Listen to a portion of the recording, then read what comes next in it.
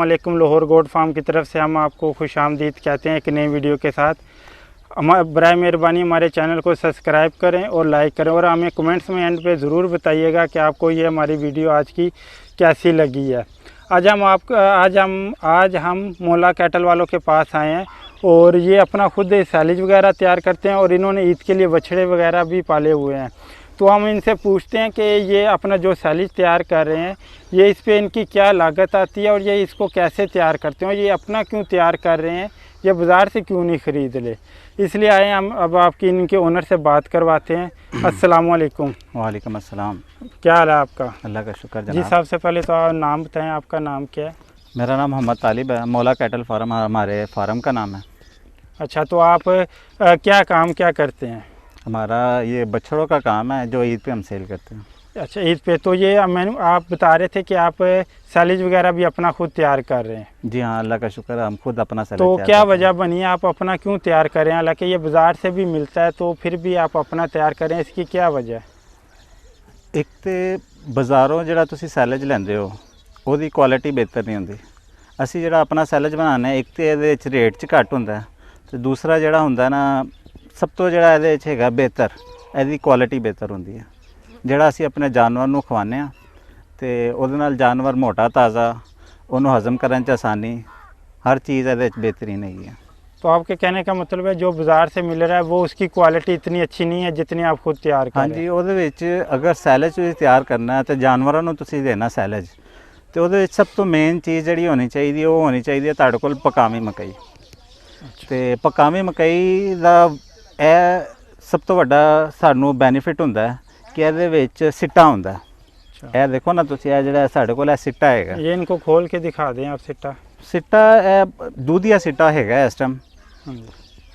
अभी ये मुकम्मल तैयार नहीं हुआ? नहीं, हाँ जी, मुकम्मल हाले तैयार नहीं हैगा। ਇਹਨੂੰ टोटल 70 दिन चाहिए ਹੁੰਦੇ ਨੇ ਤੇ ਇਹਦੇ 15 ਕੁ दिन हाले बाकी हैगे ने। अच्छा, तो इसमें कोई प्राइस में भी फ़र्क पड़ता है कि बाहर वाला महंगा मिलता है कि आप खुद तैयार करते हैं कि ये महंगा पड़ता है इसमें?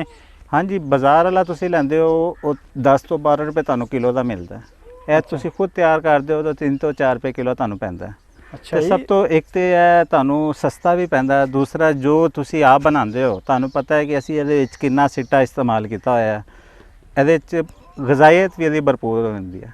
यानी कि ਤੁਹਾਡੇ ਕਹਿਣ ਦਾ ਮਤਲਬ ਹੈ ਕਿ ਇਹਦੇ ਚ 2 ਨੰਬਰ ਹੀ ਨਹੀਂ ਲੱਗ ਸਕਦੇ। ਆਪਣੇ ਕੰਮ 'ਚ 2 ਨੰਬਰ ਹੀ ਕਿੰਝ ਲੱਗ ਸਕਦੀ ਹੈਗੀ ਹੈ। ਹੁਣ ਤੁਸੀਂ ਇਹ ਦੇਖੋ ਨਾ, ਅਸੀਂ ਜਿਹੜੀ ਮਕਈ ਲਾਈ ਉਹ ਪਕਾਵੀ ਮਕਈ ਹੈ। ਮਕਈ ਦੇ ਵਿੱਚ ਵੀ 2 ਕਿਸਮਾਂ ਹੁੰਦੀਆਂ, ਇੱਕ ਗਾਚਾ ਹੁੰਦਾ, ਇੱਕ ਜਿਹੜੀ ਹੁੰਦੀ ਹੈ ਪਕਾਵੀ ਮਕਈ ਹੁੰਦੀ ਹੈ। ਦੋਨਾਂ ਦੇ ਰੇਟਾਂ 'ਚ ਫਰਕ ਹੁੰਦਾ ਹੈ। ਜਿਹੜੀ ਪਕਾਵੀ ਮਕਈ ਹੈਗੀ ਹੈ ਇਹ ਜਿਹੜੀ 1 ਏਕੜ ਦੇ ਵਿੱਚ ਉਹ ਤਕਰੀਬਨ 550 ਤੋਂ 600 ਮਣ ਨਿਕਲ ਆਉਂਦੀ ਹੈ। ਜਿਹੜਾ ਗਾਚਾ ਹੁੰਦਾ ਉਹ ਤਕਰੀਬਨ 250 ਤੋਂ 300 ਮਣ ਨਿਕਲਦਾ। ਅੱਛਾ, ਤੇ ਇਹਦੇ ਲਈ ਕਿੰਨੀ ਦੇਰ 'ਚ ਇਹ ਸਾਰੀ ਮਕਈ ਦਾ ਇੱਕ ਪ੍ਰੋਸੈਸ ਤਿਆਰ ਹੋ ਜਾਂਦਾ ਕਿ ਮਕਈ ਨੂੰ ਬੀਜ ਲਾ ਕੇ ਤੇ ਇਹਦਾ ਪੂਰਾ ਸੈਲਜ ਬਣਨ ਤੱਕ? ਟੋਟਲ 70 ਦਿਨ ਹੁੰਦੇ ਨੇ, 70 ਤੋਂ 80 ਦਿਨ ਇਹਨੂੰ ਲੱਗ ਜਾਂਦੇ ਨੇ। अच्छा, 70 से 80 दिन में ये पूरा सैलेज ਤਿਆਰ ਹੋ ਸੈਲਜ ਨਹੀਂ ਤਿਆਰ ਹੁੰਦਾ, ਸਾਡੀ ਆ ਪਕਾਵੀ ਮਕਈ ਤਿਆਰ ਹੁੰਦੀ ਹੈ ਜਿਹਨੂੰ ਸਿੱਟਾ ਲੱਗ ਜਾਂਦਾ। दूधिया ਸਿੱਟਾ ਹੁੰਦਾ ਜਿਹਦਾ ਅਸੀਂ ਸੈਲਜ ਬਣਾਉਣਾ ਹੁੰਦਾ। तो सैलेज को आगे बनने में कितने दिन लगते हैं? ਸੈਲਜ ਜਦੋਂ ਅਸੀਂ ਉਹਦੀ ਕੁਤਰਾਈ ਕਰ ਦਿੰਦੇ ਆ ਉਸ ਤੋਂ ਬਾਅਦ ਸਾਨੂੰ ਤਕਰੀਬਨ 40 ਤੋਂ 50 ਦਿਨ ਲੱਗ ਜਾਂਦੇ ਨੇ। 40 से 50 दिन। तो उसको बनाने का क्या तरीका है, आप क्या करते हैं उसमें? ਅਸੀਂ ਤੇ ਪਹਿਲੇ ਚੋਪਰ ਦੇ ਨਾਲ, ਸਾਡਾ ਆਪਣਾ ਚੋਪਰ ਹੈਗਾ ਕਿਉਂਕਿ ਸੈਲਜ ਬਣਾਉਣ ਵਾਸਤੇ ਅਗਰ ਤੁਸੀਂ ਮਜ਼ਦੂਰ ਲਾਉਂਦੇ ਹੋ ਤੇ ਮਜ਼ਦੂਰ ਇੰਨੀ ਕਟਾਈ ਨਹੀਂ ਕਰ ਸਕਦੇ ਕਿ ਤੁਸੀਂ ਹੁਣ ਤਾਂ ਸਾਡੇ ਕੋਲ 10 ਏਕੜ ਜਗ੍ਹਾ ਹੈਗੀ ਹੈ। ਹੁਣ 10 ਏਕੜ ਨੂੰ ਕਟਾਉਣ ਵਾਸਤੇ ਅਗਰ ਅਸੀਂ 20 ਮਜ਼ਦੂਰ ਲਾਉਂਦੇ ਹਾਂ ਤਾਂ ਉਹ ਤਕਰੀਬਨ 5 ਦਿਨ ਲਾ ਦੇਣਗੇ। ਉਨੀ ਦੇਰ 'ਚ ਅਗਰ ਅਸੀਂ ਸੈਲਜ ਨੂੰ ਸੇਵ ਨਾ ਕਰੀਏ 15-16 ਘੰਟਿਆਂ ਦੇ ਅੰਦਰ ਅੰਦਰ ਤੇ ਉਹ ख़राब ਹੋ ਜਾਂਦਾ। ਤੇ ਅਸੀਂ ਇਸ ਲਈ ਆਪਣਾ ਚੋਪਰ ਲਿੱਤਾ ਹੈ ਤੇ ਆਪਣਾ ਹੀ ਅਸੀਂ ਉਹ ਇਹਨੂੰ ਕੱਟਣ ਵਾਸਤੇ ਮਸ਼ੀਨ ਹੈਗੀ ਹੈ ਸਾਡੇ ਕੋਲ। अच्छा, तो सैलेज बनाने के लिए कितना के ऊपर इसके अपना कॉस्ट आ जाती है अगर मकई लगाने के बाद अगर खाली सैलेज बनाना उस पर? ਅਗਰ ਤੁਸੀਂ ਬਾਜ਼ਾਰੋਂ ਬਣਵਾਉਂਦੇ ਹੋ ਸੈਲਜ ਤੇ ਉਹ ਤੇ ਬੜੇ ਪੈਸੇ ਮੰਗਦੇ ਨੇ।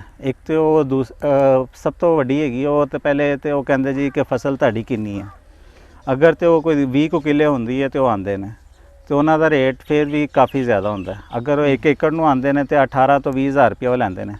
इसलिए ਅਸੀਂ अपनी ज़ाती मशीना ख़रीद के रखी हुई हैं। अच्छा, आप मुझे एक सवाल बताएं जो सा हम लोग बहुत ज़्यादा पूछते हैं, अगर मकई ऐसे डालें तो जानवरों को ज़्यादा बेहतर है कि इसका सैलेज बना के डालें तो वो ज़्यादा बेहतर है? ਇੰਜ ਮਕਈ ਤੁਸੀਂ ਪੂਰਾ ਸਾਲ ਪੂਰੀ ਨਹੀਂ ਕਰ ਸਕਦੇ ਬੱਚਿਆਂ ਨੂੰ, ਕਿਉਂਕਿ ਤੁਸੀਂ ਪੂਰੇ ਸਾਲ ਦੇ ਵਿੱਚ 3 ਮਹੀਨੇ ਇਹੋ ਜਿਹੇ ਆਉਂਦੇ ਨੇ ਜਿਹਦੇ ਵਿੱਚ ਮਕਈ ਨਹੀਂ ਲੱਗ ਸਕਦੀ, ਜਿਹੜਾ ਜਿਹਨੂੰ ਅਸੀਂ ਕਹਿੰਦੇ ਹਾਂ ਸੌਣ ਭਾਦਰੋਂ ਦੇ ਮਹੀਨੇ, ਉਹਦੇ 'ਚ ਪੱਠਾ ਨਹੀਂ ਹੁੰਦਾ। ਉਸ ਤੋਂ ਬਾਅਦ ਤੁਸੀਂ ਅਗਰ ਸਰਦੀਆਂ ਨੂੰ ਚਲੇ ਜਾਂਦੇ ਹੋ, ਕੋਰੇ ਦੀ ਵਜ੍ਹਾ ਨਾਲ ਤੁਹਾਡਾ ਪੱਠਾ ਨਹੀਂ ਉਗਦਾ, तो फिर सब तो बेहतरीन हाल है सैलेज। सही। तो इस पे अगर हम इसको 1 एकड़ पे से लगाते हैं तो इसकी क्या कास्ट आ जाती है ओवरऑल सिर्फ मकई की? अगर असी मकई 1 एकड़ ते लाने हैं तो पकावी मकई 25 ਤੋਂ 30 हज़ार रुपया लगता है, तो ਜਿਹੜੀ ਹੈਗੀ ਹੈ ਗਾਚਾ ਮਕਈ ਉਹਨੂੰ 15 ਕੁ ਹਜ਼ਾਰ ਰੁਪਏ ਦੇ ਵਿੱਚ ਲੱਗ ਜਾਂਦੀ ਹੈ। ਉਹਦੀ ਵਜ੍ਹਾ ਹੈਗੀ ਹੈ ਕਿ ਅਸੀਂ ਇਹਨੂੰ ਨਾ ਪਾਣੀ ਜਿਹੜਾ ਲਾਉਂਦੇ ਨਾ ਉਹ ਪੀਟਰ ਦਾ ਲਾਉਂਦੇ ਹਾਂ। ਇੱਥੇ ਕੋਈ ਦਰਿਆਈ ਨਿਜ਼ਾਮ ਨਹੀਂ ਹੈਗਾ, ਨਾ ਪਾਣੀ ਦਾ ਕੋਈ ਹੋਰ ਇੰਤਜ਼ਾਮ ਹੈਗਾ, ਅਸੀਂ ਪੀਟਰ ਨਾਲ ਲਾਉਂਦੇ ਹਾਂ, ਇਸ ਲਈ ਸਾਨੂੰ ਕਾਸ਼ਤਕਾਰੀ ਜਿਹੜੀ ਹੈਗੀ ਥੋੜੀ ਮਹਿੰਗੀ ਪੈਂਦੀ ਹੈ। ਸਹੀ। ਤੋ ਇਹਨਾਂ ਦਾ ਕਿਹੜੀ ਇਹ ਤੁਹਾਡੀ ਆਪਣੀ ਜ਼ਮੀਨ ਹੈ ਕਿ ਇਹ ਤੁਸੀਂ ਠੇਕੇ ਤੇ ਲਿੱਤੀ ਹੋਈ ਹੈ? ਇਹ ਅਸੀਂ ਠੇਕੇ ਤੇ ਲਈ ਹੋਈ ਹੈ। ਸਾਰੀ ਠੇਕੇ ਤੇ? ਤੇ ਕਿੰਨਾ ਸਾਲ ਦਾ ਸਾਰੀ ਠੇਕੇ ਤੇ? ਜਿਹੜਾ ਸਾਡਾ ਫਾਰਮ ਹੈਗਾ ਉਹ ਸਾਡੀ ਆਪਣੀ ਜਗ੍ਹਾ ਹੈਗੀ ਹੈ। ਅੱਛਾ। ਉਹਦੇ ਵਿੱਚ ਅਸੀਂ ਆਪਣਾ ਉਹ ਵੱਛੜਿਆਂ ਨੂੰ ਬਣਾਉਣ ਵਾਸਤੇ ਖੁੱਲੀਆਂ, ਉਹਨਾਂ ਬੈਠਣ ਵਾਸਤੇ ਜਗ੍ਹਾ, ਉਹਨਾਂ ਨੂੰ ਬਾਹਰ ਜਦੋਂ ਸੁਬਾਹ ਬਣੀ ਦਾ ਉਹ ਜਗ੍ਹਾ ਉਹਨਾਂ ਨੂੰ ਮੁਹੱਈਆ ਕੀਤੀ। ਔਰ ਇਹ ਜਿਹੜੀ ਮਕਈ ਵਾਸਤੇ ਜਗ੍ਹਾ ਅਸੀਂ ਲਈ ਹੋਈ ਹੈ, ਜਿਹਦੇ ਵਿੱਚ ਅਸੀਂ ਕਾਸ਼ਤਕਾਰੀ ਕੀਤੀ ਹੈ, ਸਾਡੀ ਠੇਕੇ ਦੀ जगह हैगी। ठीक हो गया, बहुत शुक्रिया आपका, आपने अपना इतना कीमती वक्त हमें दिया। जाने से पहले हमारे चैनल को सब्सक्राइब कर लें और हमें कमेंट्स में ज़रूर बताइएगा कि आपको ये वीडियो कैसी लगी। तब तक के लिए अल्लाह हाफिज़।